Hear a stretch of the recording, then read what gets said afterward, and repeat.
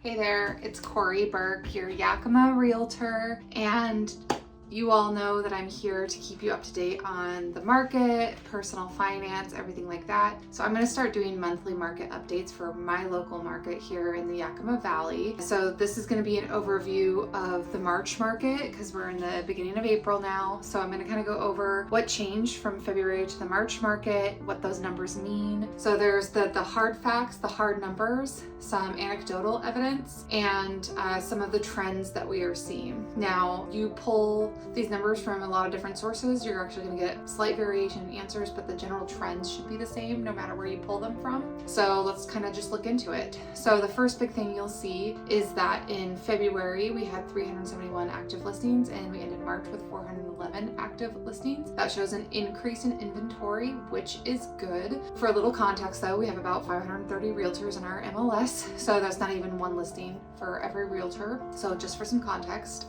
we also had 153 new listings in February and 214 in March. So that is a nice increase. Normally we see our February market like mid to end of February really start the amp up. After the Super Bowls, usually when we say, hey, things start picking up, I would say that happened a lot later this year. I would say mid to late March is when it really has started amping up, and I think we're going to continue to see that going into April. We also had 97 closings in February and only 128 in March. So we had more closings, more inventory, more new listings, more closings. But what that means is actually our months of inventory went down. We had 3.8 months of inventory in February, and we had 3.2 in March. How we come up with months of inventory is we take the total active listings and then we divide it by the number of closings, and that is the months of inventory. So if we didn't put any more inventory on the market, how long would it take us to sell out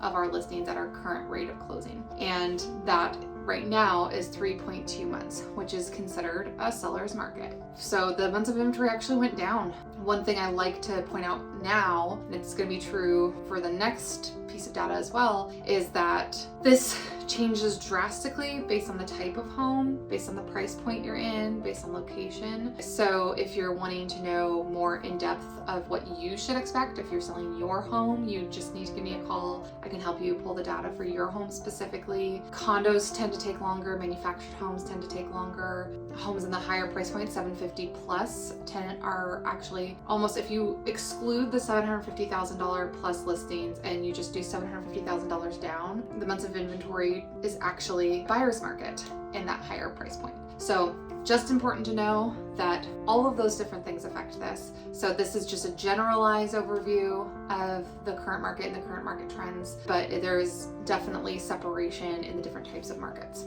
So average days on market of sold listings was 72 in February, went up to 90. I may have pulled those from two different sources each of those months, because I think I might have pulled the 72 from something that was only looking at residential site-built homes at the time versus the March one. I think I pulled something that was all residential homes, so it was manufactured, condos, and site-built, because I don't think there was actually that much of a jump. So I think I pulled it from two different sources at that time, but I'm going to make sure to keep using the whole of it from now on. So I think the 90 days is pretty accurate. Many homes aren't going on under contract until about 60 days. Again, that does change based on your price point.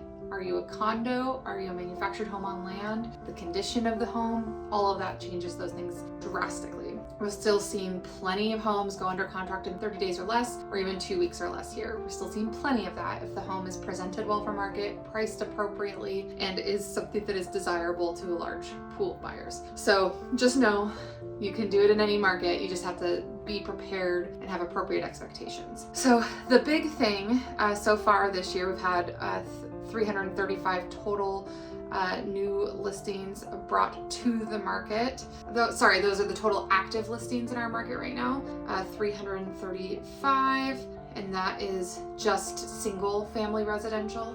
And the number of pending listings is 123, so we're at about 37% under contract. So just important to know, and not everything's under contract. It's not going under contract super quick. In the last 6 months, we've had 180 expired listings. We don't have that much inventory. That's a lot of expired listings when you're not having more than, 400 homes a month on the market that don't have offers on them. That's actually a lot. Closed listings in the last 6 months, we've had 492 close in the last 6 months. Average original list price of sold homes is $422,213 is from final list price to sales price was $422,213. So the difference between $426,475 and $422,213, 99.0% list to sold ratio for price.